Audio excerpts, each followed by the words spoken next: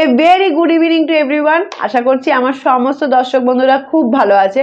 আগের যে ভিডিওটা করেছিলাম সেইখানে অনেকেরই ভোরে ভোরে আমি কোশ্চেন পেয়েছি, যেটা ছিল টেকনিশিয়ান ফর্ম ফিল আপ, যে দিদি আমি যেখানে ফর্মটা ফিল আপ করেছি সেখানেই কি আমার এক্সাম সিটি পড়বে, এবং আর কি কি হয় সেগুলো যদি তুমি আমাদের সাথে শেয়ার করো খুবই ভালো হয়। তোমার কোথায় পড়েছিল, তাই ভাবলাম ছোট ছোট ভাই বোনদের জন্য এইটুকুনি একটা আমি ভিডিওর মাধ্যমে শেয়ার করতেই পারি।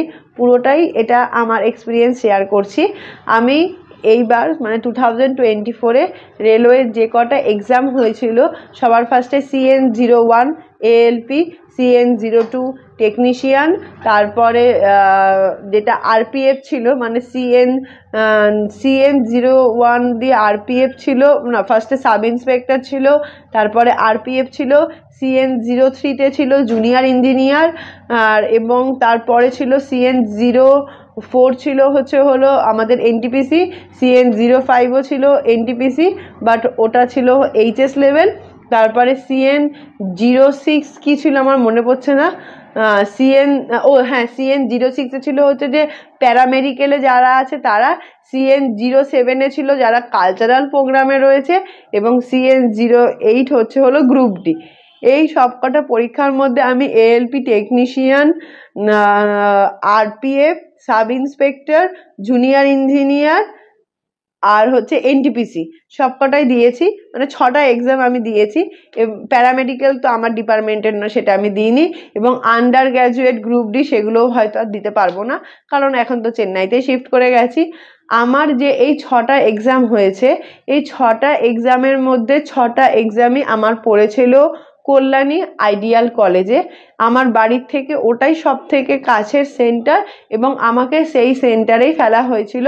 যারা লেডিস ক্যান্ডিডেট আছে তাদেরকে না রেলওয়ে চায় না খুব দূরে ট্রাভেল করাতে, তাদের জোনের অনুযায়ী ওরা যেটাতে দেখে যে সব থেকে কাছে রয়েছে সেখানেই ওরা তাদেরকে ফেলার চেষ্টা করে।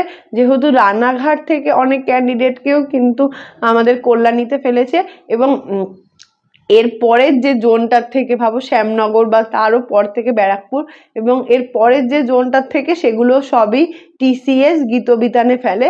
তাই তোমরা একদমই মানে টেনশন করো না যে দূরে ফর্ম ফিল আপ করলে হয়তো দূরেই তোমার হচ্ছে পরীক্ষা পড়বে। আমি যখন টেকনিশিয়ানের ফর্ম ফিল আপ করেছিলাম চেন্নাইতে, আমার তো মানে শুধুই মনে হতো যে মনে হয় আমার চেন্নাইতে CBT পড়বে। তারপর গিয়ে দেখলাম না, এটা হচ্ছে না। সবারই মনে এটা একটা ভয় থাকে, তাই আমি ভাবলাম এই ভিডিওর মাধ্যমে তোমাদের সেই জিনিসটাকে ক্ল্যারিফাই করে দিই। এবং যারা ছেলেরা থাকে ছেলেদের ক্ষেত্রে বলতে পারো অনেকটাই দূরে এক্সাম ফেলে।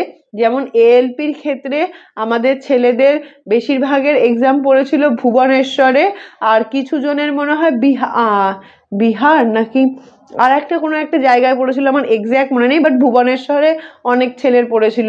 CBT-2 এর ক্ষেত্রেও ভুবনেশ্বরে অনেক ছেলের পড়েছিল। ছেলেদেরকে একটু উড়িষ্যার দিকে, ভুবনেশ্বরের দিকে, এইসব দিকে আর কি ফেলে, কিন্তু মেয়েদেরকে কাছাকাছি ফেলারই চেষ্টা করে। আর বাট যেখানে তুমি ফর্মটা ফিল আপ করছো সেখানে ফেলবে না, নিশ্চিন্ত থাকো। আর যারা যারা এখনো ফর্ম ফিল আপ করোনি টেকনিশিয়ানে, তারা অবশ্যই ফর্মটা ফিল আপ করে দাও। আমি জানি যে অনেকেরই প্রবলেম হচ্ছে যে ব্যাকগ্রাউন্ড নিয়ে। তোমরা একটা কাজ করো, একটু ভালো যেখানে সানলাইট পাচ্ছ সেখানে একটু ডিপ কালারের জামা পরে ছবি তোলো। আর মানে একটা জিনিস আমি দেখেছি যে সবাই হয়তো ভুল করছে, যে চোখটা ব্লিঙ্ক করছে না, তার জন্য হয়তো অনেকে ছবি নিচ্ছে না। চোখটা ব্লিঙ্ক করো, দেখো, ছবিটা নিয়ে নেবে। সিগনেচার অবশ্যই ব্ল্যাক কালারের করবে, আর সব ডকুমেন্টগুলো খুব সিনসিয়ারলি ভাবে দেবে ওখানে, কারণ এগুলোই কিন্তু তোমার ডকুমেন্ট ভেরিফিকেশনে চেক হবে। এগুলো যদি কোনো ডিটেলস যদি ভুল থাকে সেক্ষেত্রে অনেকটাই প্রবলেম হয়। এবং যারা কাজ থেকে অ্যাপ্লাই করছো, যেটা রেলওয়ের রুল রয়েছে সেইভাবেই অ্যাপ্লাই করো, নইলে কিন্তু পরবর্তীতে গিয়ে অসুবিধায় পড়তে পারো। চলো, সবাই খুব ভালো থেকো, সুস্থ থেকো, এবং নিজের লক্ষ্যটাকে পাওয়ার দিকে আরও এগিয়ে চলো। আবারও দেখা হচ্ছে অন্য কোনো ভিডিওতে।